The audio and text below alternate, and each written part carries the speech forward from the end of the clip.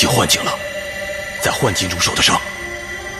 是，你进入的是花虚幻境。如果真的如你所说，我的真儿还活着，为什么他在那里会完全不认识我？为什么他让人追杀我？这说明他已经完全掌握了华胥引，成为了知幻师。知幻师究竟是什么？原本在这个世界上，只有2种人可以进入幻境，一种是知幻师，另一种就是守护者。知幻师通过弹奏华胥引，让人进入华胥幻境。幻境是由听亲人的记忆和欲望为基础构建而成的。知幻师不仅可以自由出入，而且通过改变幻境操控人心。只要听亲人愿意，他们就可以停留在幻想中，而现实中的肉体就会长睡不醒。那另一种人呢？有知幻师。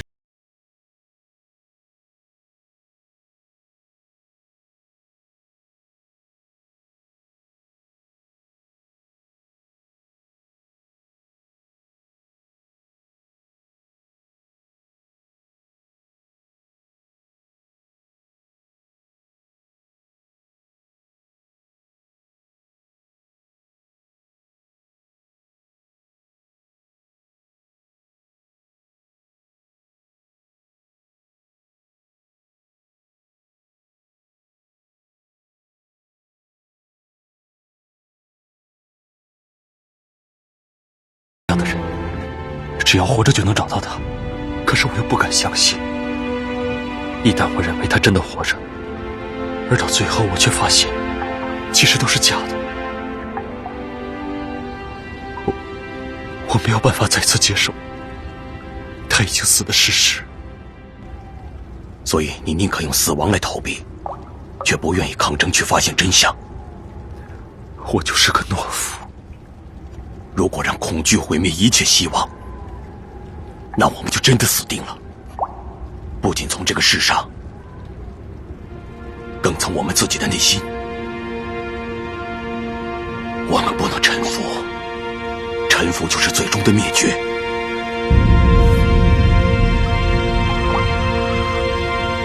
我要试一试，不管怎么样，我要试一试。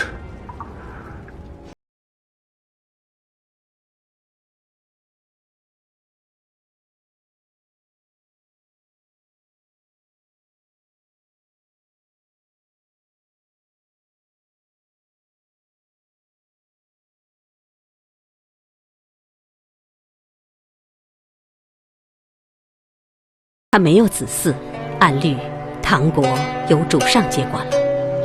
有什么好恭喜的？做到这一切的是那个丫头。姑姑应该恭喜自己，华胥引终于为姑姑所用了。我一番苦心，难道主上还不懂吗？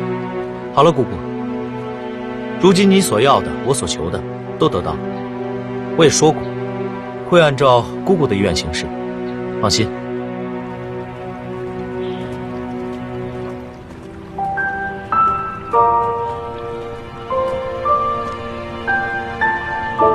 你这是要去哪儿？我去给公主上坟。我跟你一起去。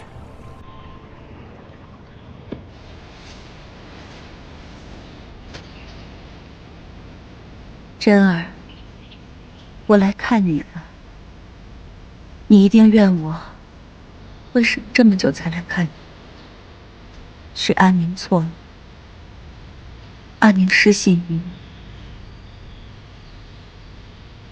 对不起。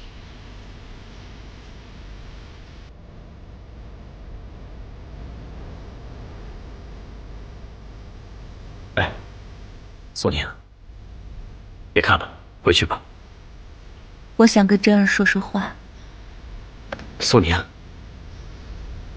你为什么要拦着我？我只是想跟真儿说说话。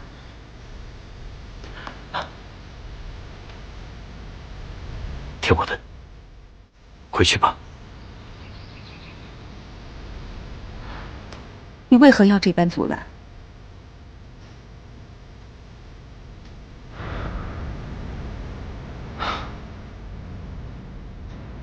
文昌公主的墓被盗了。被盗了？真儿才死了多久？你们连他的墓都保不住吗？苏宁，你是不是还有什么事情瞒着我？你说话呀！被盗的是公主的尸体，我怕你伤心，所以没告诉你。怎么可能？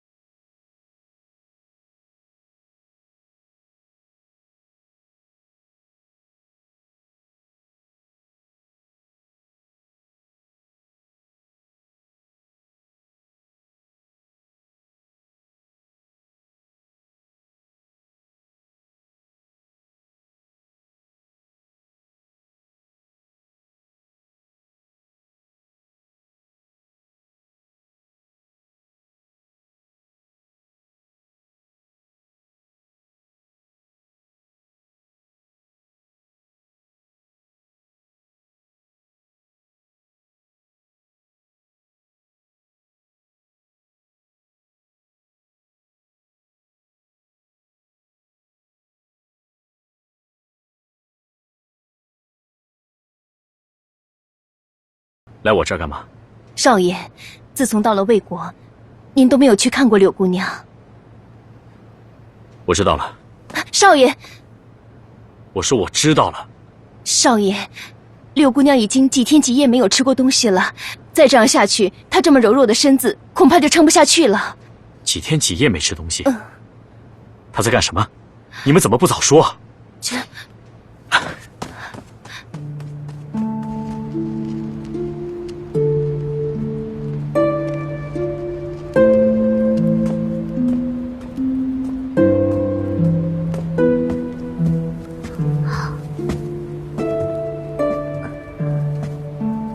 七七，更深勿重，你穿这么单薄，万一着凉了怎么办？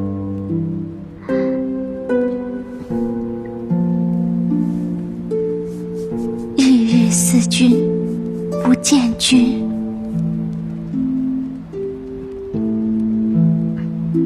我知道，这几天是我怠慢了你。我这刚到魏国，事务繁忙，你要谅解，要学会好好照顾自己。我也不能时时陪在你身边，是吧？七七知道，将军还在生七七的气。那件事，我们就不要再提了。七七，知错就改，善莫大焉。你在我心中一直是个善良美好的女子，我不希望你改变。好了，你没事就好了，早点休息。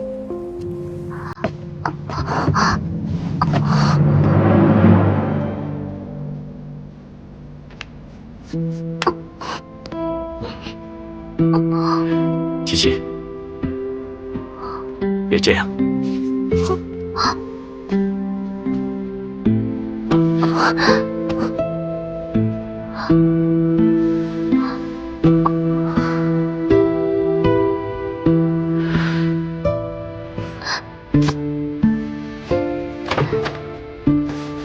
琪琪，别这样。我明白你的心意，但是现在我们不可以这样。我答应过你的，我会做到。琪琪，但是你要给我时间，好吗？早点休息。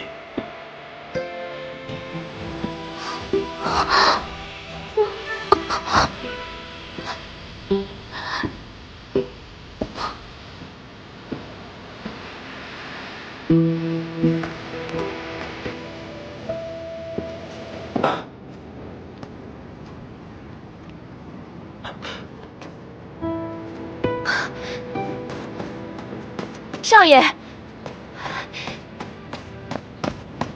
少爷，您的腰带落下了。啊，大夫人。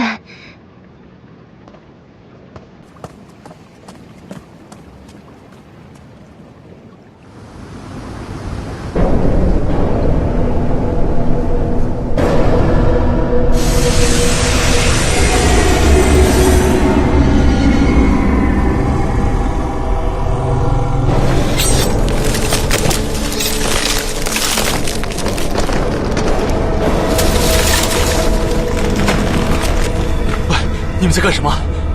你不要动，我们在跟你疗伤。疗伤？这棵生命树是要以人的能量喂养，可生命树的触须却可以治疗重伤，以命换命。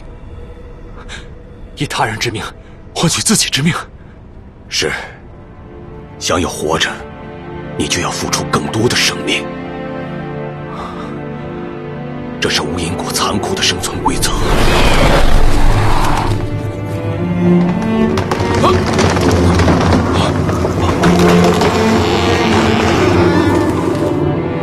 那也不能用你们的性命来换。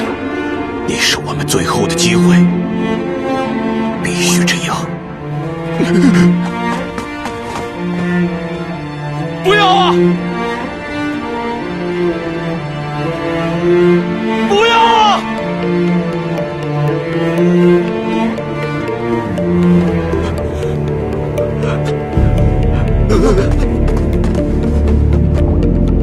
过来！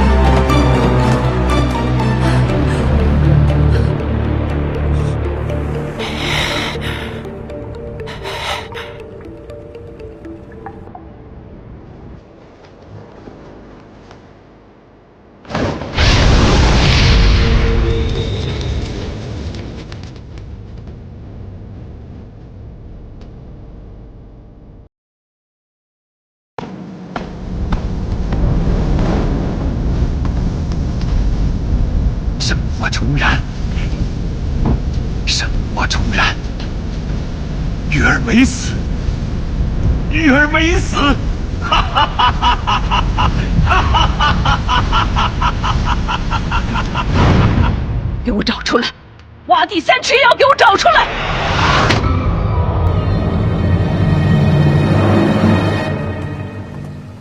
柳姑娘，你不能总待在宫里，要多出来走动走动，让宫中的人都知道你的存在。柳姑娘，你看，这里好漂亮啊，不如我们进去看一看。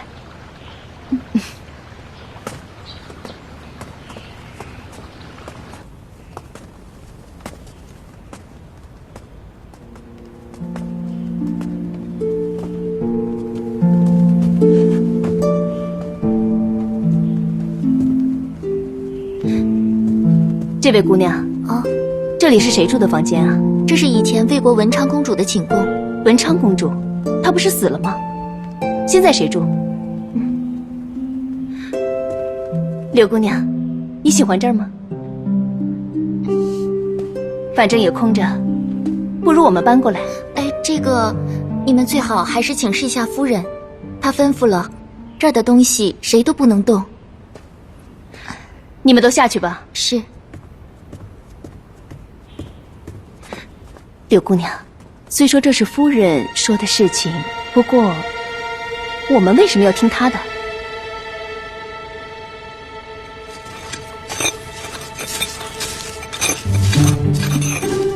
夫人，这底下到底藏着什么呀？等我拿出来你就知道了。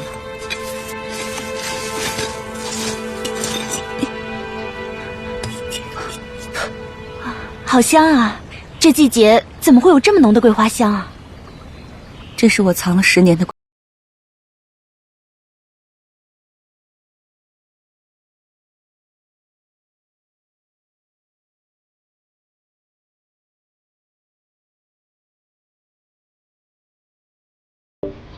却不知已是天人有隔。这桂花酿难得，你拿去给大人尝尝。是，今儿这就去。大夫人，大夫人，哎，大夫人，大夫人，你们手里拿的是什么？柳姑娘说这些是没用的东西，让我们拿走扔出去。这不都是公主的东西吗？谁让你们动她东西的？回夫人，是柳姑娘。柳姑娘说这些是旧东西，所以我们才……她凭什么动这儿的东西？柳姑娘搬进去了。你说什么？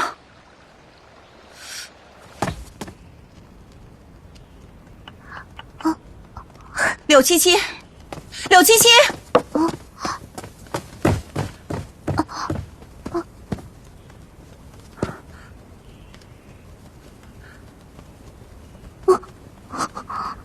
谁准许你搬进来的？谁准许你动这儿的东西？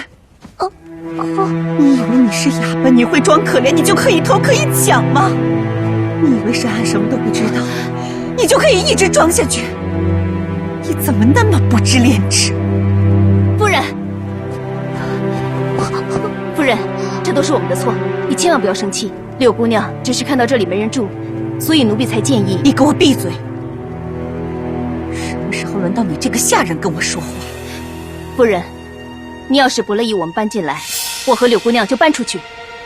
你们把这里弄成这个样子，一句搬出去，说的何其轻松。这不过就是个住的地方嘛。你说什么？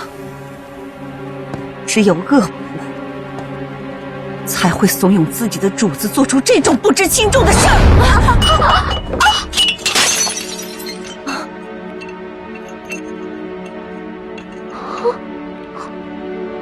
你打碎了公主最喜欢的花瓶。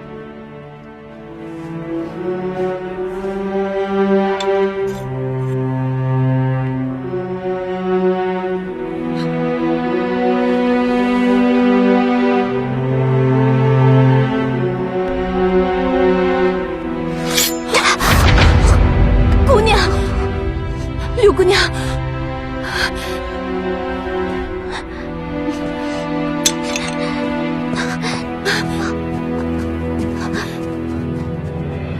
柳七七，柳七七，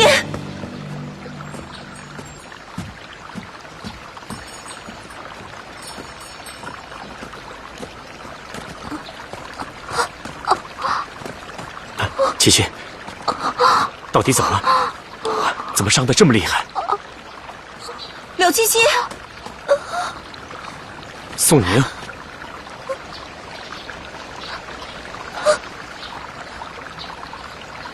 是你干的吗？你怎么可以这样欺负七七呢？我欺负他？你问问他都干了些什么？七七，到底怎么了？到底怎么回事啊？少爷，如敏，你说说这到底是怎么回事？回少爷，其实这些都是误会。柳姑娘自从住进这里之后，身子一直都不太好，所以我们找了看风水的先生帮忙看了一下。谁知道那先生说，柳姑娘的住处与她的八字不合。正巧那天我们路过那个小院，就想先行进来住2天，说不定那风水师说的是真的。没想到惹怒了大夫人。就这些。素年，我一直以为你男子气概，可以容得了人，可就为了这么点事情，你把人伤成这样。不错，你是这里的大夫人，你有权决定谁住哪一个院。可是我告诉你，七夕虽然没有过门，没有名分，但只要有我在，绝不允许她受欺负。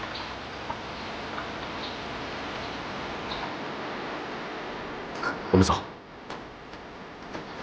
他闯的是真儿的寝宫，我根本不在乎他要搬去哪里，是否得到我的首肯。但是真儿的寝宫，谁都不能动。你答应也不行。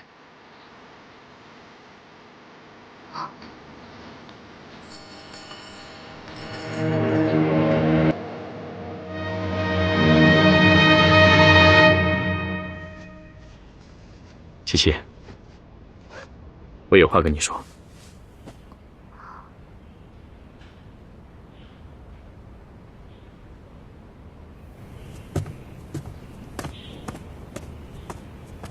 我知道，你今天虽然受了委屈，但是你也有不妥当的地方。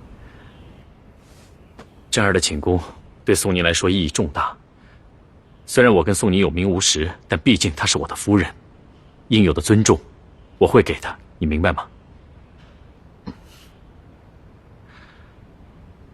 我知道，到了魏国之后，我对你有所疏忽，这是我的不对。但以后换寝宫这种事，你直接跟我说，我会安排好，就不会惹出这么大的风波了。毕竟这里是都督府，没有规矩不成方圆。要都像你这样上行下效的话，岂不乱套了吗？明白吗？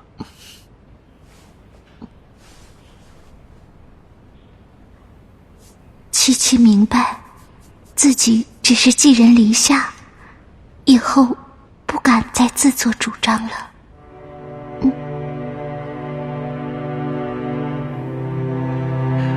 别再说这样的话了。我不知道这是谁教你的，但是这不像你了。你以前没有这么计较，也没有这么多心思。到底是哪里不对了？我是不是不该带你回府啊？没有人教我，我的心没有变，从来没变。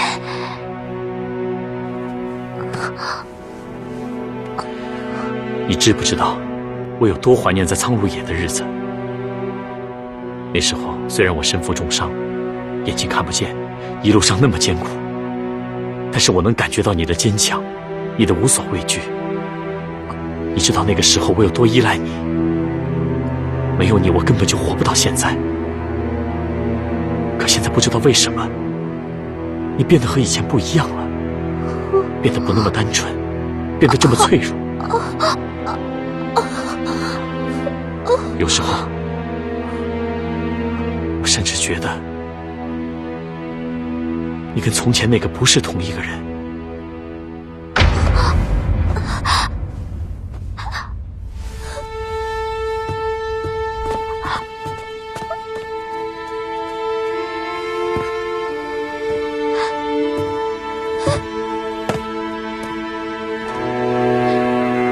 你早点休息，我明天再来看你。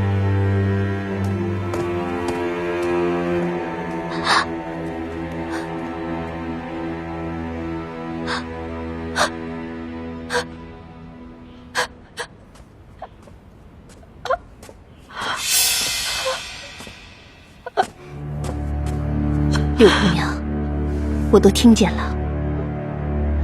柳姑娘，你不可以这样下去。少爷已经对夫人越来越在意了。我真的很爱他，我现在么办？这次我们该用狠招了。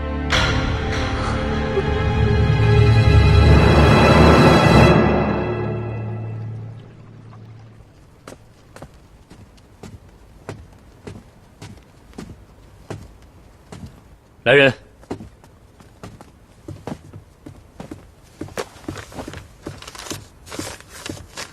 这是什么？回公子，是夫人送来的桂花酿。桂花酿，他倒是有此闲心。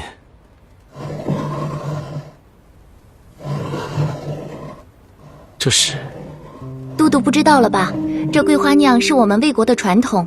魏出阁的闺女在自己的娘家树下埋下一坛桂花酿，10年后桂花酿醇厚清香。如果是能与夫君一同分享，那可是白头偕老、子孙满堂的好兆头呢。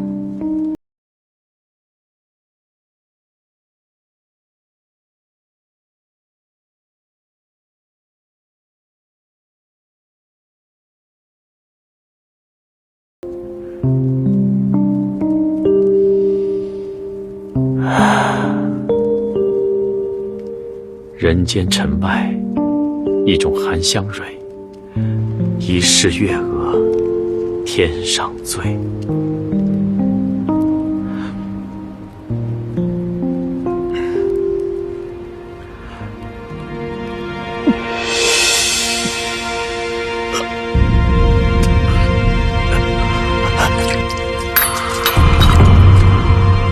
夫人，这么晚了，该歇息了。你先去休息吧，我擦完就睡。夫人不愧为大将，对这些刀呀、剑呀、盔甲呀，都当性命宝贝似的。我父亲常说，一个将领若是连自己的武器都保护不好，还有何资格保卫疆土？难道夫人还想带兵打仗？少爷会答应吗？打仗？只怕是不可能了。夫人武艺高强，就这么嫁人了，怪可惜的。哎呀，瞧我说什么呢？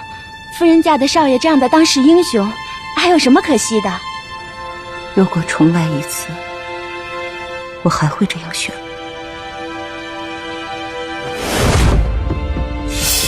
在这别动！哎，夫人。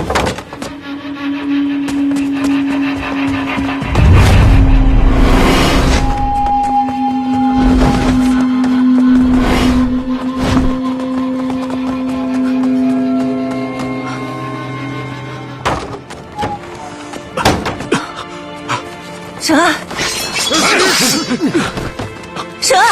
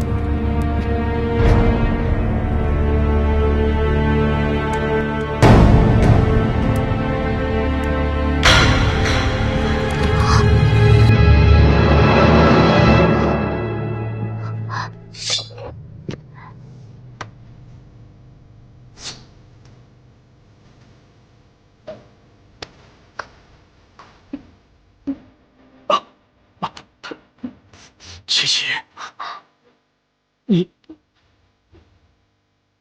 别这样，琪琪，不可以这样，琪琪，不可以这样，琪琪，琪琪，不可以，别这样。七七，七七。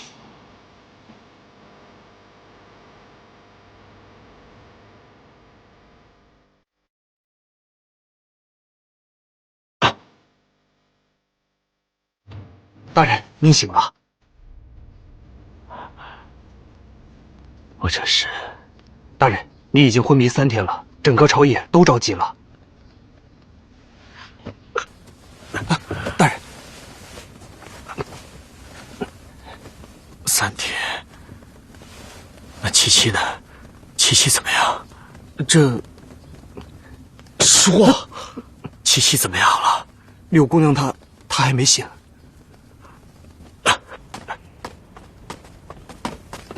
少爷，少爷，您怎么来了？七七，她怎么样了？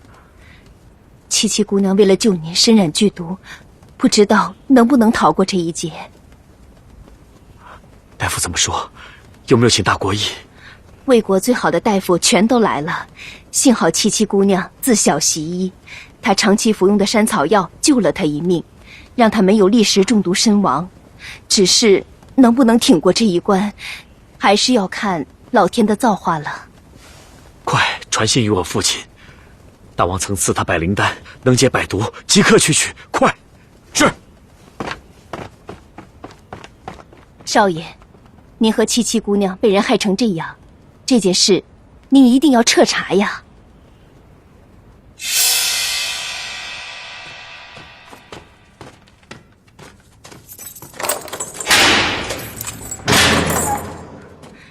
谢谢。青儿，怎么会是你？沈岸呢？他没事吧？他没有死是不是？那就好，我就知道他不会死的。可是柳姑娘替少爷吸毒，到现在还没有醒过来呢，也不知道能不能熬过去。怎么会这样？究竟是什么人这么歹毒？查出真相了吗？夫人，您先别管那么多，您在牢里待了好几天了，一定没有好好吃过一餐，你先吃点东西吧。青儿，你别瞒我，他们是不是以为是我干的？吏部的衙役查出您送的桂花酿有毒，所以青儿知道夫人是冤枉的，夫人宅心仁厚，绝不可能做这种事。夫人放心，清者自清，少爷一定会还您个清白的。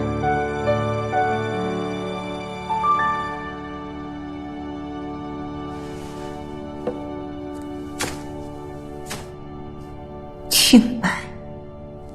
他若信我，怎会管我至今？不是的，少爷一定是疏忽了。青儿这就回去求少爷放了夫人。别傻了，这件事你以为求就有用？不要再把自己搭进去了，只怕这一回我没那么容易脱身。中毒、刺客，这么短时间内就有侍卫出现，仿佛早有人警示。这一切绝不是偶然，是预谋。只是这背后的目的又是什么？沈安，你究竟会不会信我？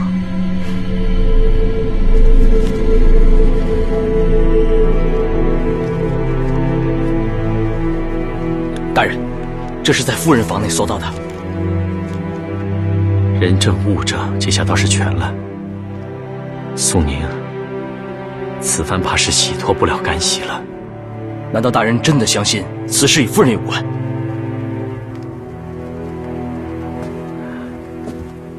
越是简单看得出的道理，越有可能是圈套。此事我会彻查，切勿外传。但是夫人下毒失手，深陷囹圄的消息已经传开。我听说宋岩在边境集结10万大军，扬言一旦大人对夫人不利，他就要反。只怕这整件事，就是宋家兄妹里应外合，有所图谋啊！杀了我，不过是换个都督而已。他们图的是什么？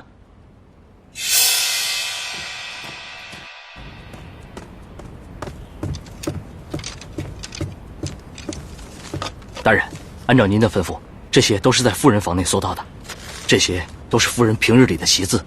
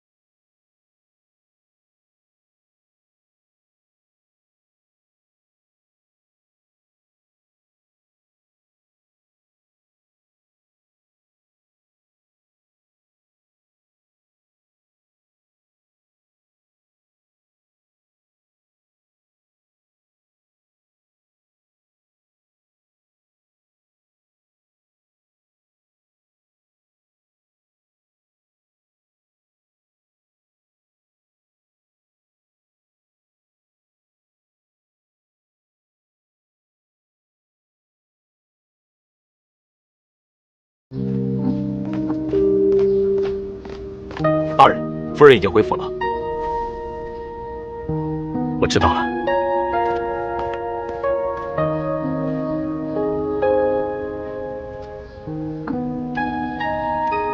你先好好休息，我还有些事情要先处理一下。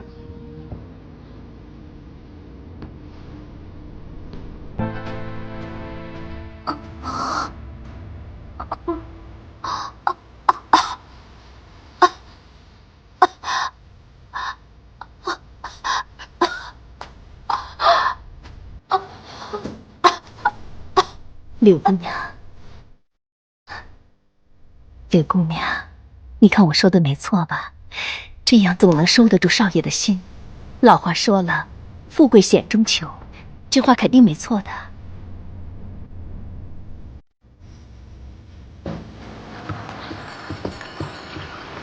少爷，夫人被中军大人带走了。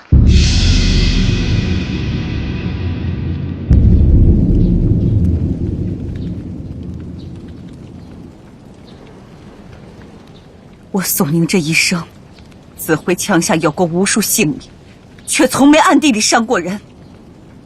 你若是不信，大可杀了我，但是不要实行来侮辱我。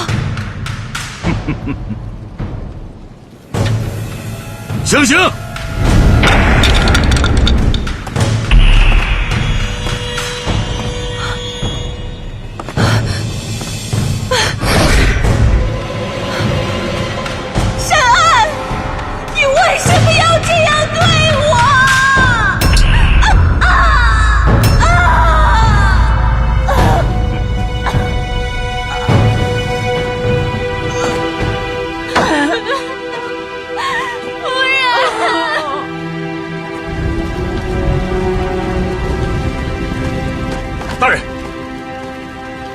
你敢瞒我？大人，中军大人吩咐，任何人不得入内。是我让他们拦你的。父亲大人，该说的话，父亲早跟你说过了。宋宁的责罚不能免，但也不至用刑吧？不用刑如何服众？刺杀都督是死罪，谋杀亲夫是死罪，不饶他一死，已是网开一面了。可您明明……安儿，何为大局？你以为这是家事吗？当你坐上雀霞宫的主位，你应该明白，你所有的一切都是国事。他毕竟曾是一个将军，这些刑罚他耐得住。一旦今日过去，一切就一笔勾销。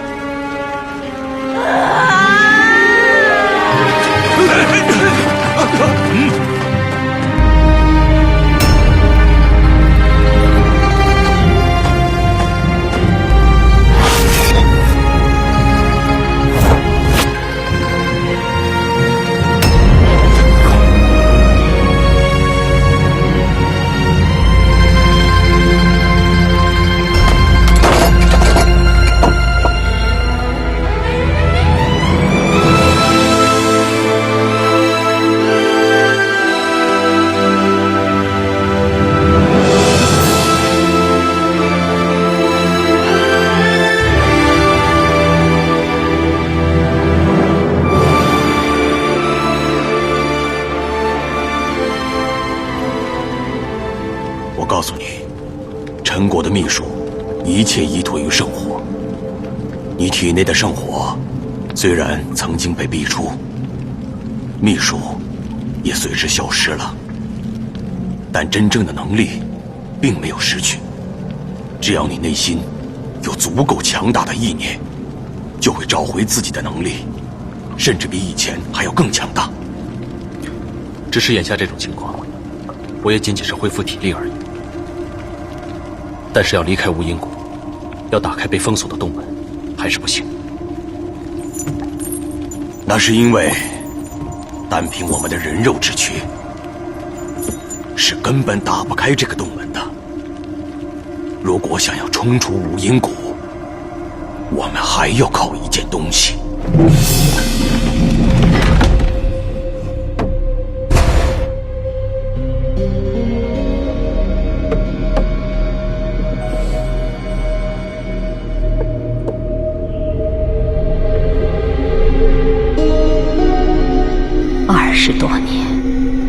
20多年都无法知道这星云石的秘密。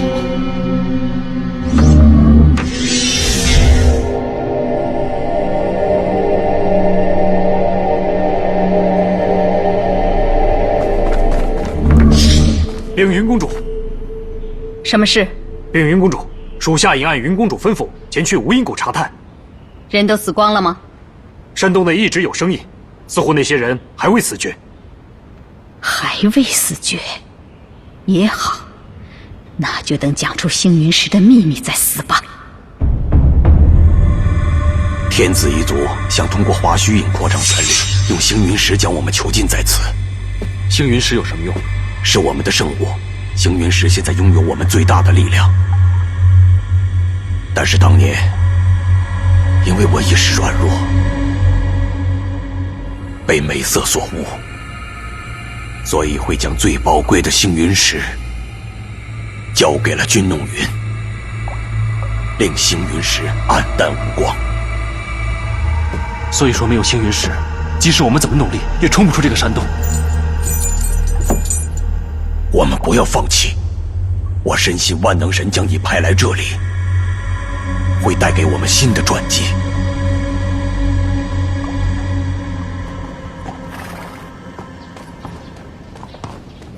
宋宁的事，你也不必太过在意。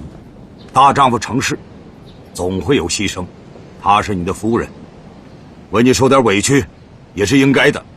天下本来就没有皆大欢喜的事，还是选择对你有利的吧。不是所有的事，都可以用利益来衡量的。家务事远比国事更让人难以决断。纳妾的事，你就再缓一缓吧。你自己要多保重啊！这，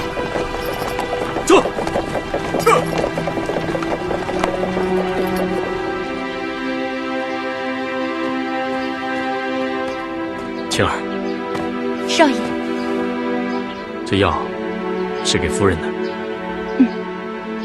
她怎么样了？回少爷，夫人还那样，不吃不喝的。她的伤怎么样了？青儿，大夫怎么说？大夫说，夫人的手废了。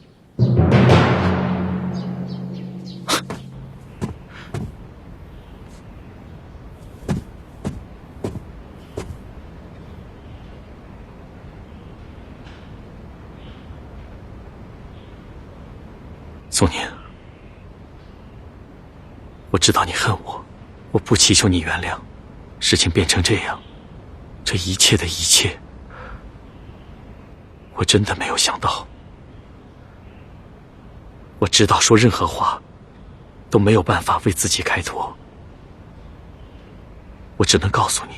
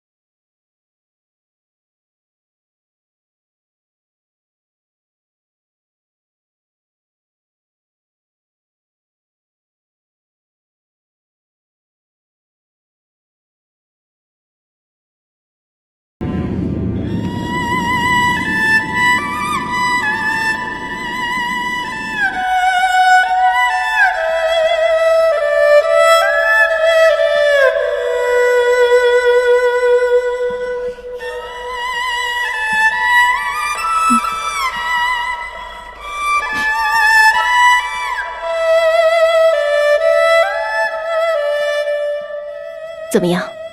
大人说，柳姑娘的婚事先搁下。多谢。告辞。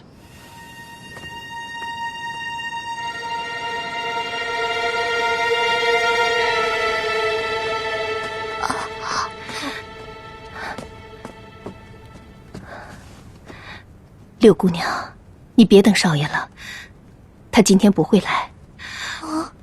我今天听别人说，少爷因为大夫人把纳你进门的事情就给放下了。哎呀，这少爷也真是的，你为他付出那么多，连死都死2次了，他心里还想着另外一个女人，这可不行啊！六姑娘，事已至此，咱们还差最后一步。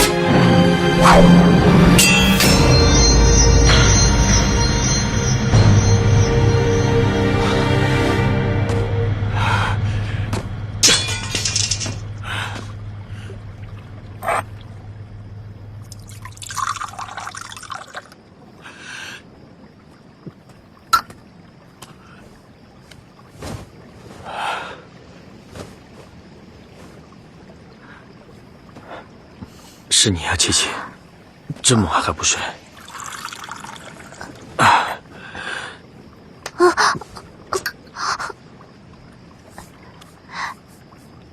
天凉，小心身体。琪琪，你不懂，身体在康健，如果这里痛，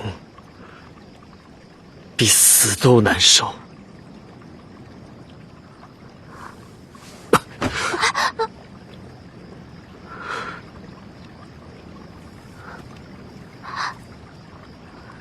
琪琪，我该怎么办？我该怎么办？我对不起他，我没有想到用那么重的刑。这是为什么？这是为什么？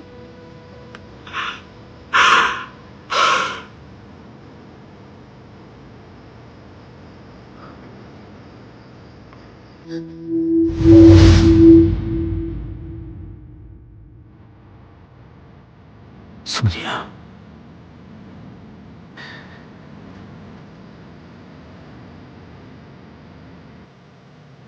你哭了。我很少见到你哭的，在我眼里，你总是那么坚强，好像什么事情都不会把你打垮。其实，你也不哭。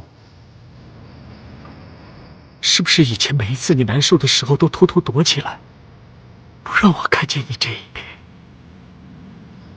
你为什么要那么坚强？为什么？如果不是这么坚强，如果不这样，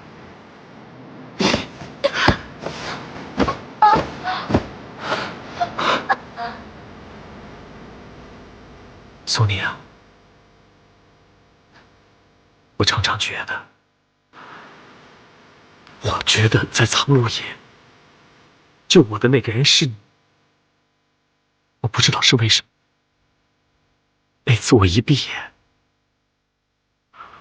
出现在我梦中的那个人就是你。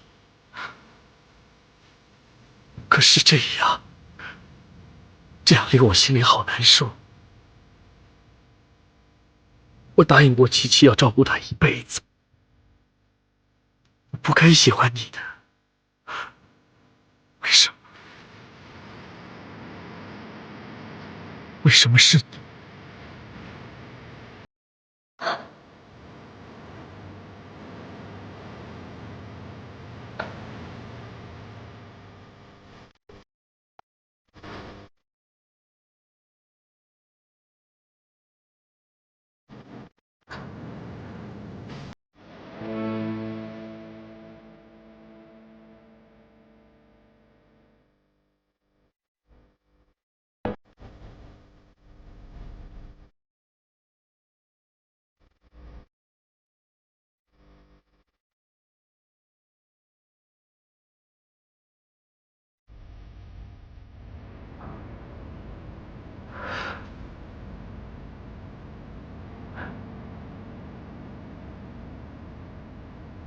琪琪，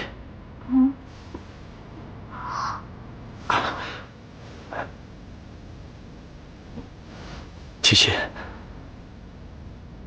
我昨天晚上有没有？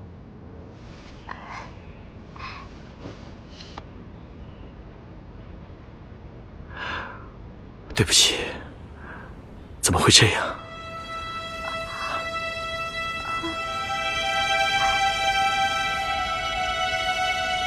琪琪是将军的人了。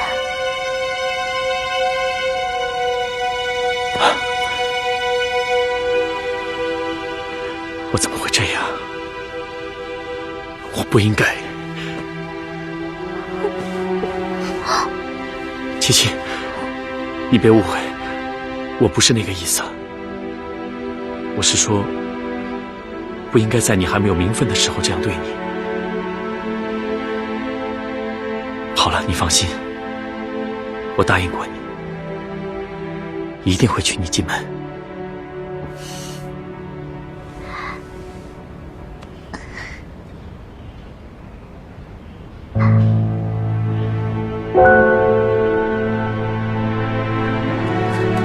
请。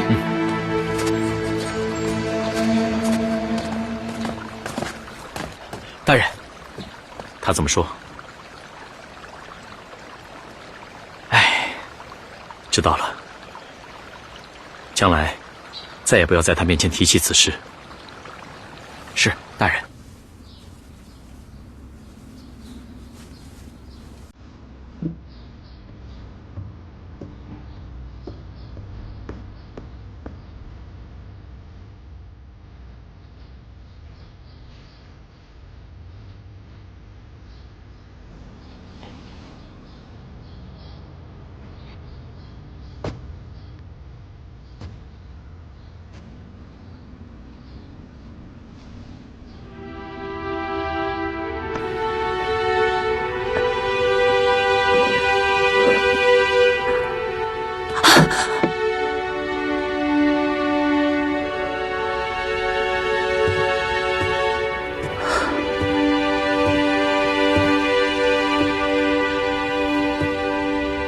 这紫灰枪，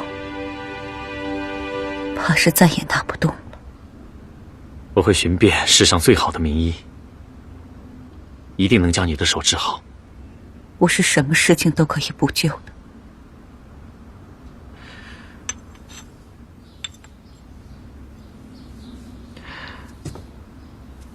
这是我找人去求来的上好金疮药，虽然没法医好你断了的手筋，但至少这些伤疤会好的。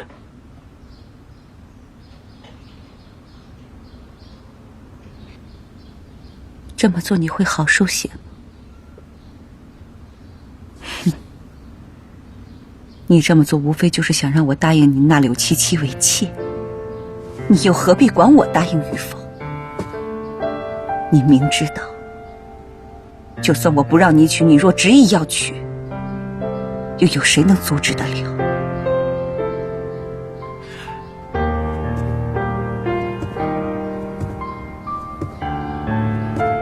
我们今天不谈这些。明天、后天、明年、后年，若是我一直都不答应呢？我等你。柳七七等得了吗？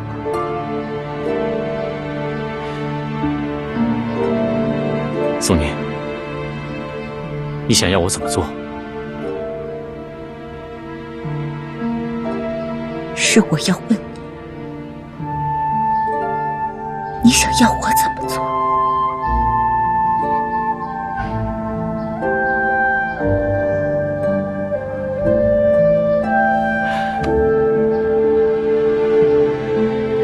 我还有公务在身。沈安，你好自私！你这样对我，对柳七七公平吗？你以为你这样就不会伤到我跟他吗？让一个女人伤心，让另一个女人在等待中绝望。你这样做，无非就是为了让自己心里舒服些罢了。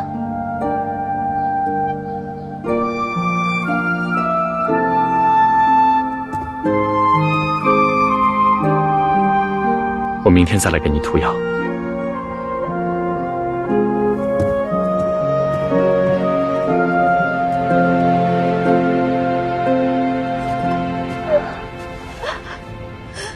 听说少爷他去了好几次，可夫人就是不松口，少爷不好强求，这事儿就这么给搁下来了。柳姑娘，我知道你心里特别难受，我看这少爷应该也不会对夫人硬来的，或许我们得加把劲儿了。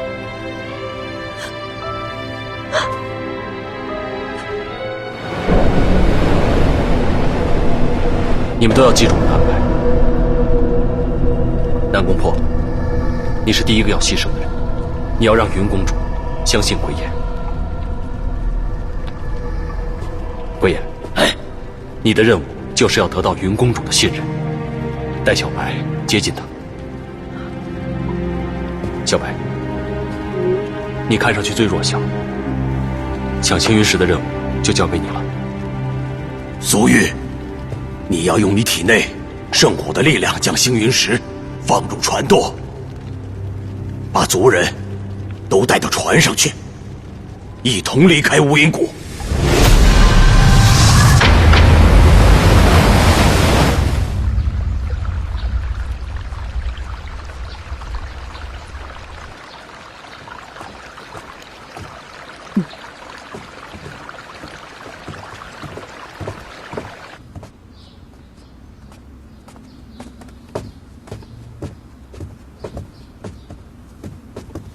夫人，柳姑娘他们来看您了。夫人，这是柳姑娘给您做的药膳。柳姑娘知道您受了伤，亲自给您做的。柳姑娘知道她进门的事儿，夫人您有您的考量。其实呢，自古以来，男人都是3妻4妾，更何况沈府家大业大，老爷早就想少爷能够早点开枝散叶，只是夫人您一直没有动静。但是柳姑娘肚子里可是沈家的亲生骨肉啊！柳姑娘深知这样不对，可耐不住少爷的性子呀。眼看着日子一天天过去，柳姑娘受委屈不要紧，可肚子里的孩子，这实在说不过去呀。夫人，其实柳姑娘进门的话，对你是好事。多个人陪伴，多个人分担。柳姑娘要是进门，少爷的事情就不用您费心了，这不是皆大欢喜吗？你们来就是为了说这个？啊，哪里，我们就是来探望探望您。既然是探望，该看的也看了，该说的也说了。二位请回吧。那柳姑娘进门的事儿，夫人。柳姑娘比你我想象中要聪明100倍，她想要的东西，就算我宋宁不给，也有的是手段得到。我答不答应重要吗？青儿，送客。夫人，荣敏先告退了。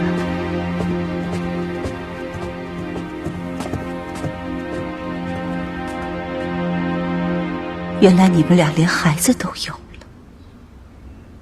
沈安，你这戏做给谁看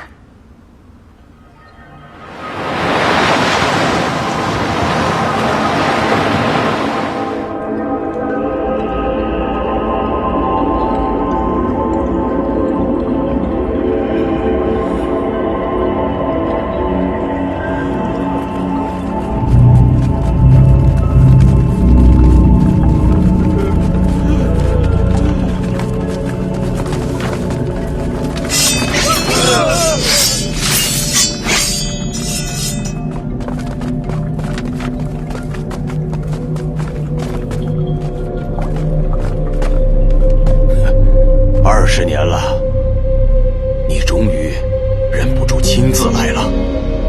我今天是最后一次给你机会，只要你说出星云石的秘密，我就给你自由，给你所有族人的自由。20年前，你就花尽心思要我告诉你，君弄云呐，君弄云，难道你要我再一次上你的当吗？你杀了我吧，我永远都不会告诉你的。好，有骨气。我倒是想看看你的族人，是不是和你一样有骨气？你们谁告诉我星云石的秘密，我马上给他自由，绝不食言。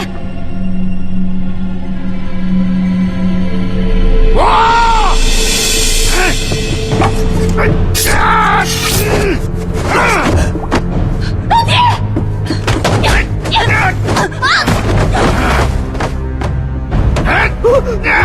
闪开！闪开！都别过来！再过来我就杀了他！人不为己，天诛地灭！下去！我告诉你，我再也不想待在这里了。我要活！好样的！那你说说星云石的秘密是什么？我来告诉你。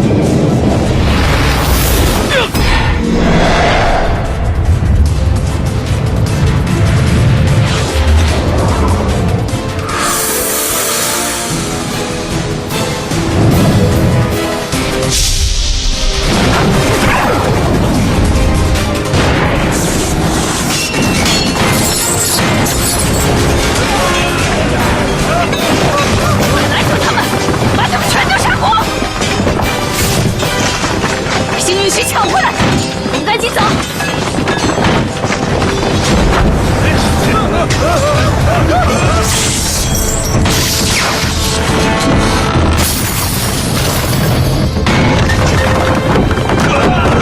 快点上船呐，要不然来不及了！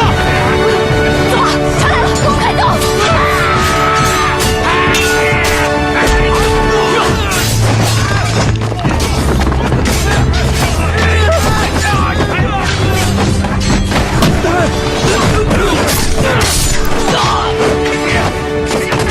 灰岩，今天不管是生是死，我们是守护者，我们的职责是守护华胥幻境，不要背弃我们的世界。小弟，你先上船。灰岩，你先上船，以后主人就交给你了。老弟，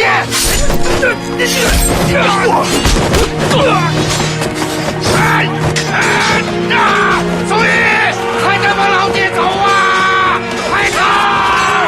灰岩，宋玉，快点往老爹走啊！灰岩。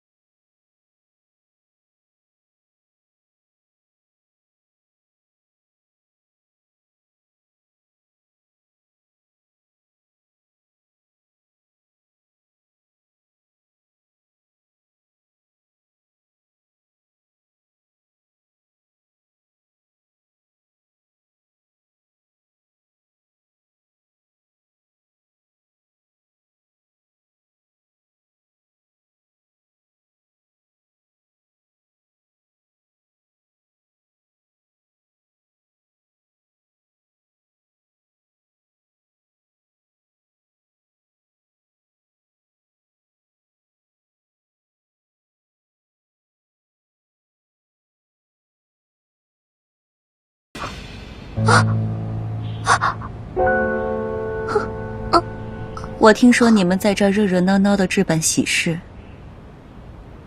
闲来无事，我也来凑凑热闹。你在等荣敏，不用着急，我派人缠着他说话呢。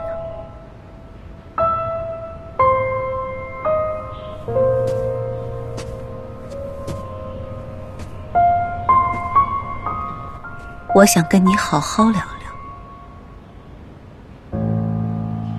你在怕什么？你是怕我还在计较你冒名顶替我接近沈岸的事，还是你肚子里的孩子根本就是子虚乌有？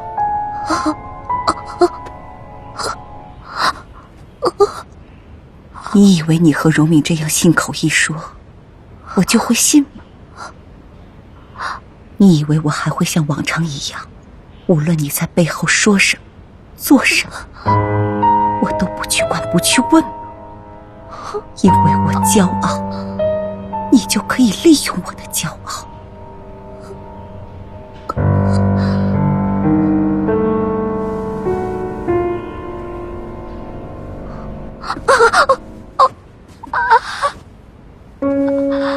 这大红婚袍真漂亮，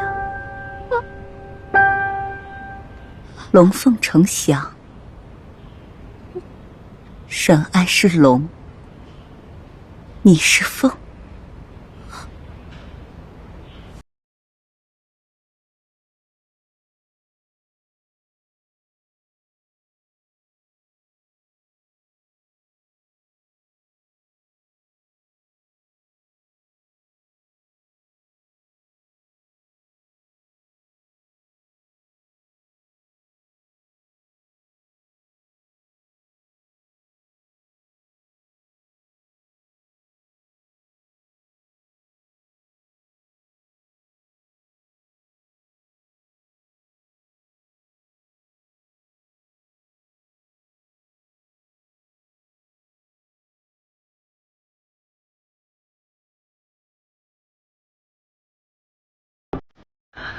我也想放手，既然沈岸不信我，既然他觉得他爱的是你，我又何必苦苦强求这份得不到的感情？可是我回不去。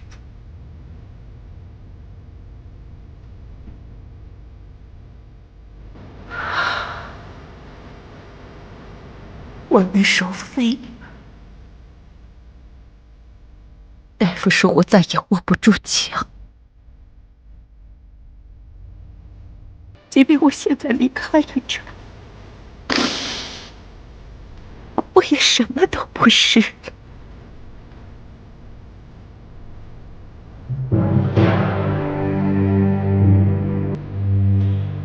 刘七七，你抢了我的一切，沈安他毁了我的一切，如今你们又想让我看着你们成双入对，凭什么？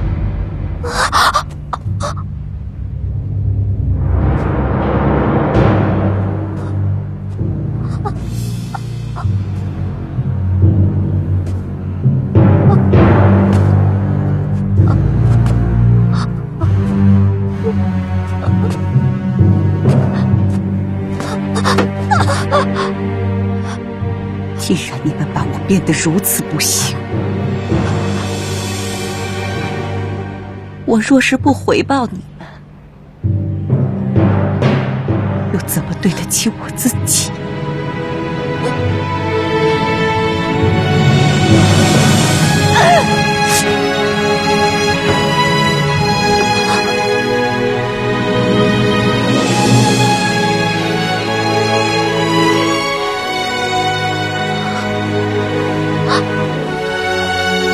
刘七七，你记住，你可以把着沈安的人，把着沈安的心，但是这个名分，我永远都不会给你。这是你欠我的。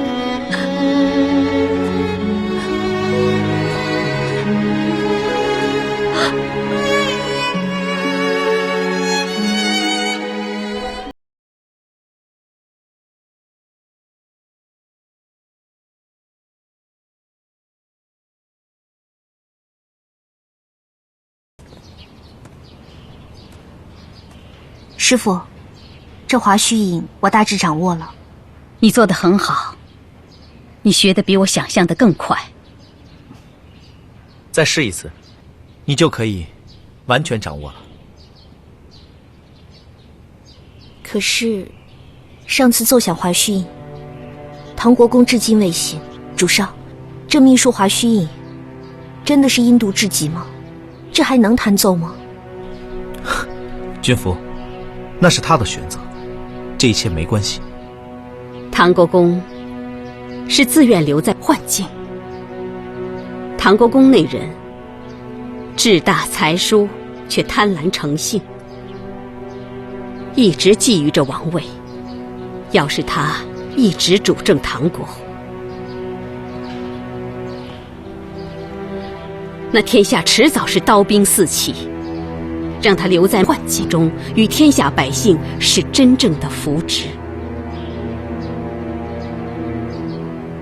是这样吗？君服，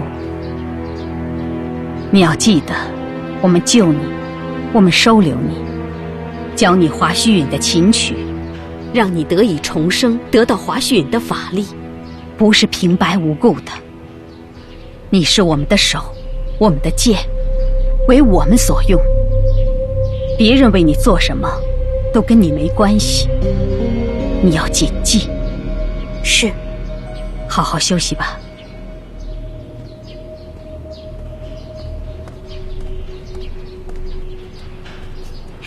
哎，我以前是什么样子的？你还是什么都不记得？我也不知道你以前是什么样的。当我捡到你的时候，全身是伤，就只剩下半条命了。这个我知道啊。你还说捡我的时候觉得和你的一位故人长得一模一样，所以才救的我。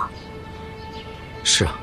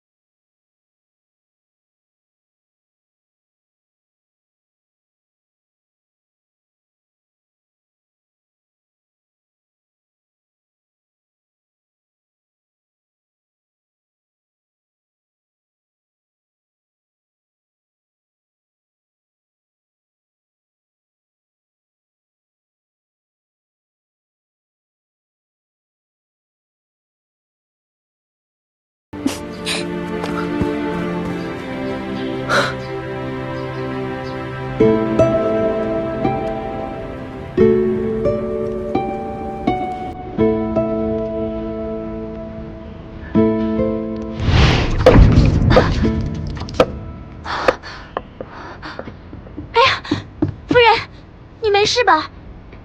没事。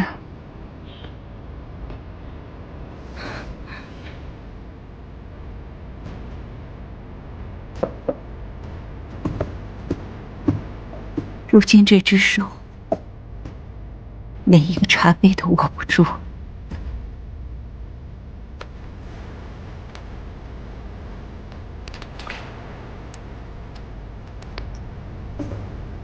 夫人，没事。好闷呐。夫人，不如我们出去走走吧。听说城里最近来了一个琴师，此人非同一般，可以解人忧愁烦恼。眼下在雀灵城里，男女老少趋之若鹜，都觉神奇。不如我们也去瞧瞧吧。解人烦。多半是哗众取宠吧。天底下若真有这般奇人异事，何来如此多的痴男怨女？可是去试一试有无妨啊，就当出门散散心也是好的。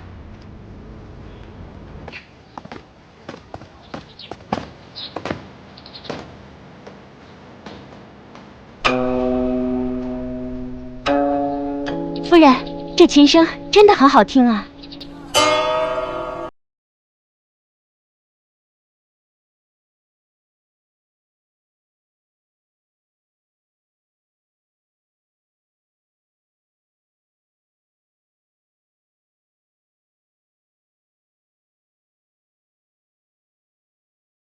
谢谢琴师。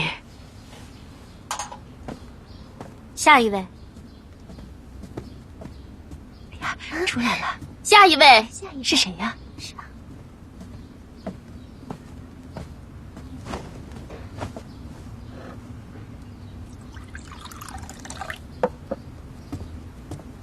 你可有烦恼？天下人，谁能没有烦恼？情能忘忧，天下的烦心事，无非是不能忘怀罢了。只要将它从心中抹去，烦恼就不能称其为烦恼了。若是能轻易淡忘，又怎么称之为烦恼？好，那就静听琴声吧。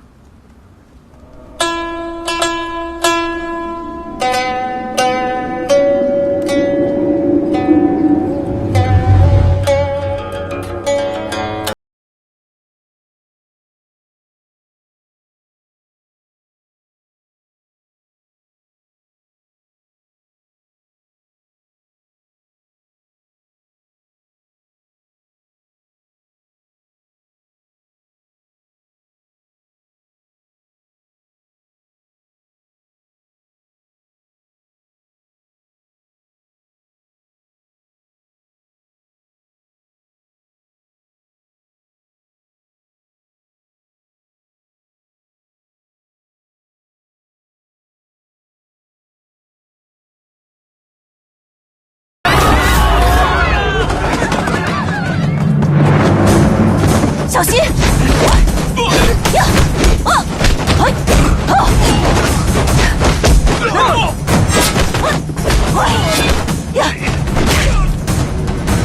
快来人，保护夫人！快！保护夫人！夫人，快！你没事吧？你没事吧？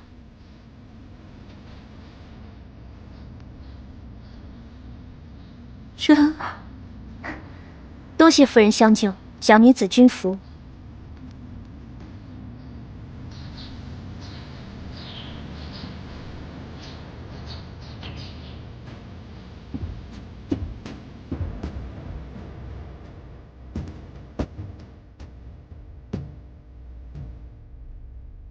你为什么救我？因为你长得像我一个故人，太像，简直就是一模一样。一模一样？那我倒很好奇，他在哪儿啊？我能见他吗？他已经死了。死了？但当我看到你的那一刻，我又觉得也许他没有死。你刚才说你叫君服。君服。是我师父给我起的名字，意思是轻若尘埃，一服即是。为什么是你师父取的？你父母呢？我不知道。不知道？因为我之前受过伤，忘了很多事，应该说是忘了所有的事。是我的师父救了我，受我情谊，并给我取名字。其他的，我就什么都不知道了。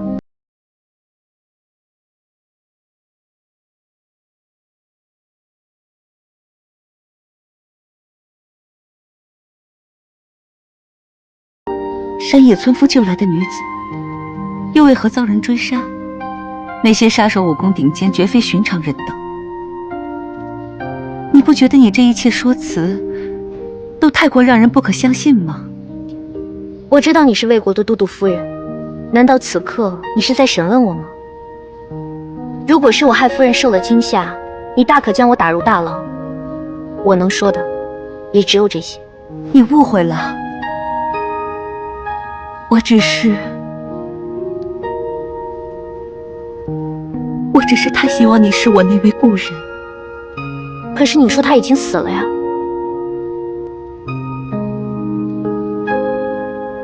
是，人死是不能复生的。时间不早了，经历这一场惊心动魄，你也该累了。你在这里好好休息吧。等等，你这是收留我吗？你想住多久就住多久，这里原本就是……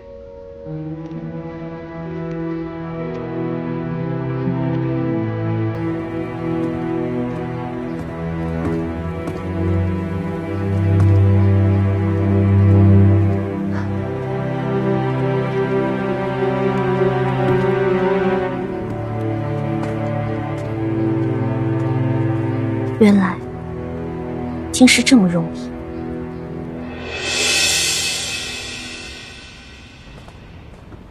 夫人，您就这么把一个来历不明的江湖女子留在宫中，会不会太危险了？谁知道她是好人坏人，万一是来加害夫人您的呢？好人也罢，坏人也罢，她，我是留定了。您就不怕大人他？你觉得我还会在乎这些吗？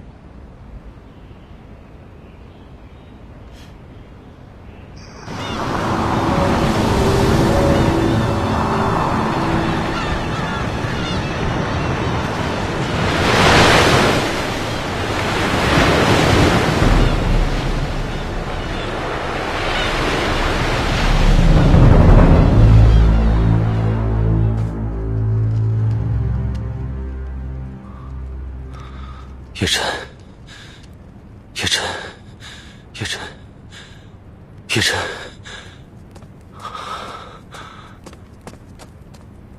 啊，来，慢点啊。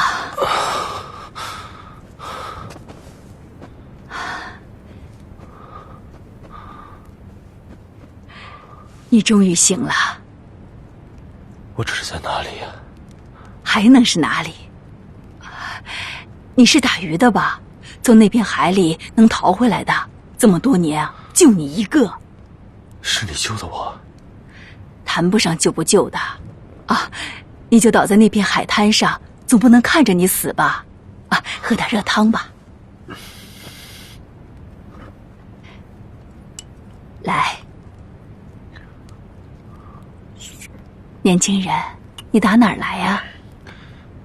我是陈国人。陈国，那很远了。来，再喝点。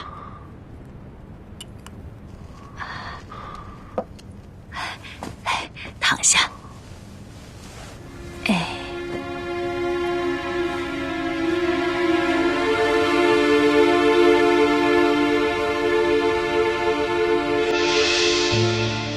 柳姑娘，柳姑娘，吃点东西吧，你一天都没进食了。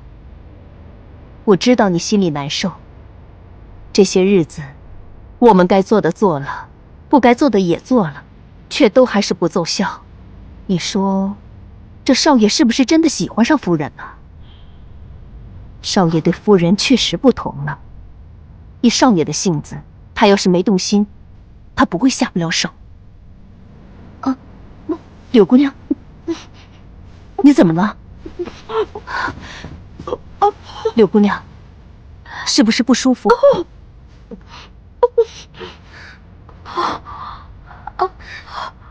柳姑娘，你可能真的有了。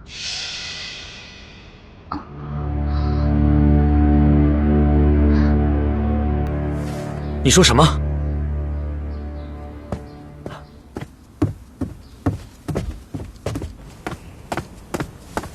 怎么样？恭喜都督大人。你是说？恭喜。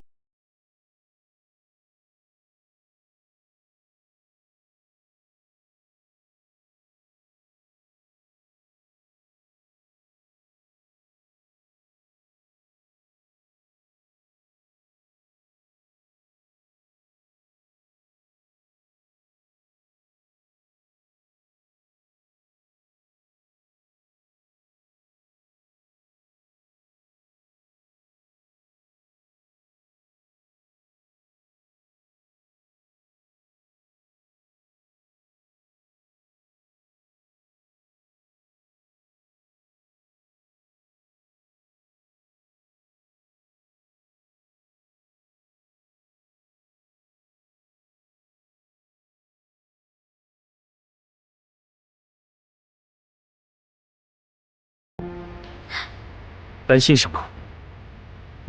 宫中女子未婚配就怀孕，是败坏风俗，理应当诛。虽然柳姑娘怀了您的孩子是天大的喜事，但要是大宗伯追究起来，这是不合礼法的。这万一……我沈岸的孩子，谁敢动他？话是这么说，可是没名没分的。你不用说了。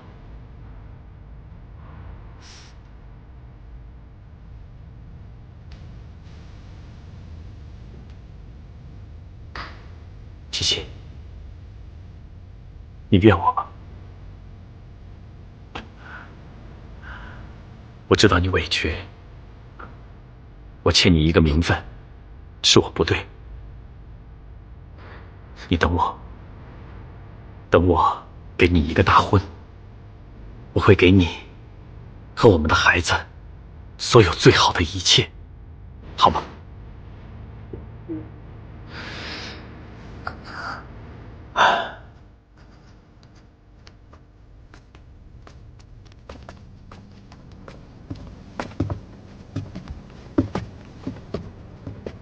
你还记得吗？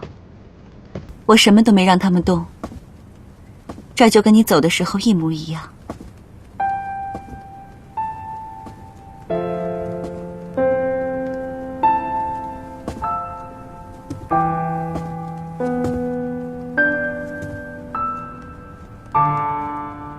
真儿，你怎么了？没事啊。你是不是想起什么了？夫人，我说过，我叫君服。可是，人死不能复生。我总觉得公主没有死。你知道吗？她死后，我从来都没有梦到过她。我原本以为她是怪我食言，没有陪她。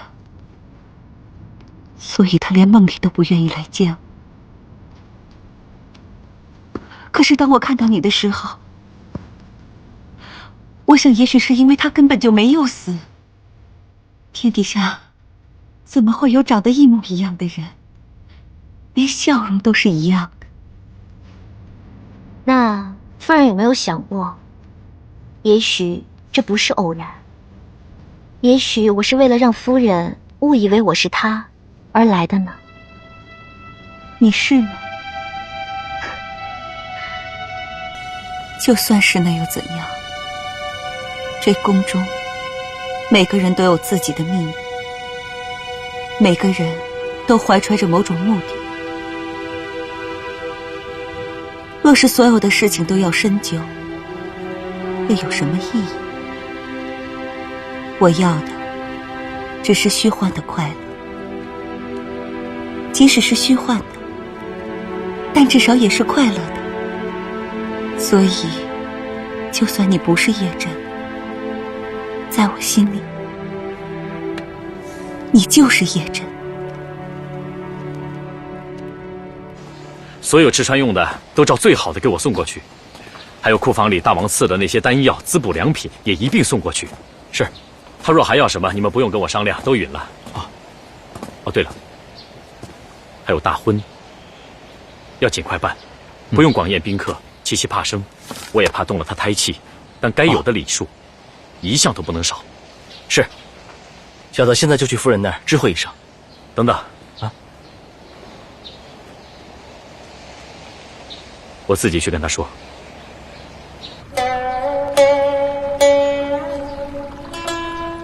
回到魏国，这是我真真正正开心的日子。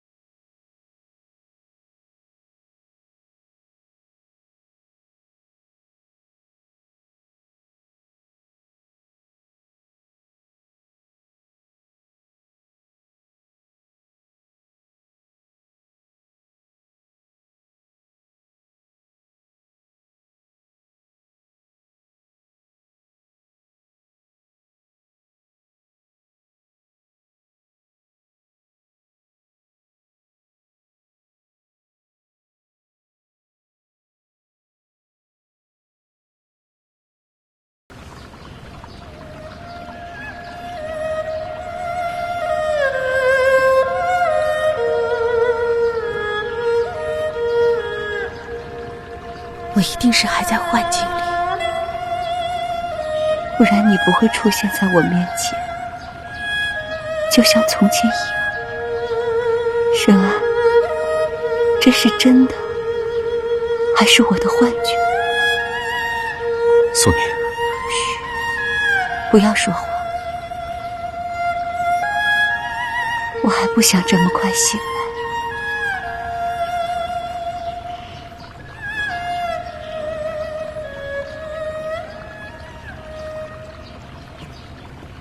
苏宁，我知道你还没办法接受纳七七为妾的事，但是苏宁，七七已怀有身孕，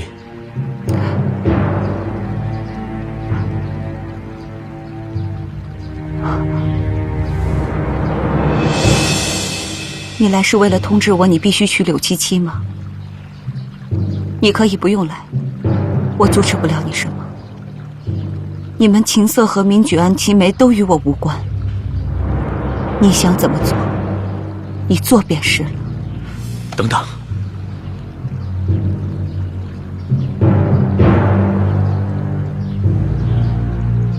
你这又算什么？苏宁，我也没有想到会发生这些。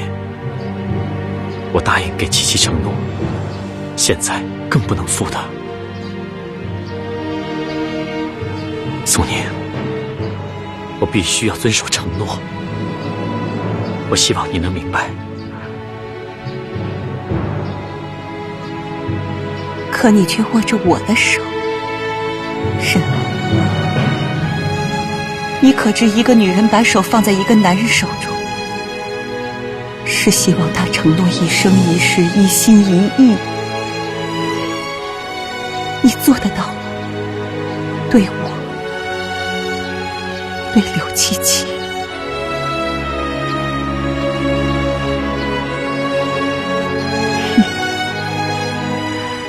是啊，既然你们都有了孩子，放手的人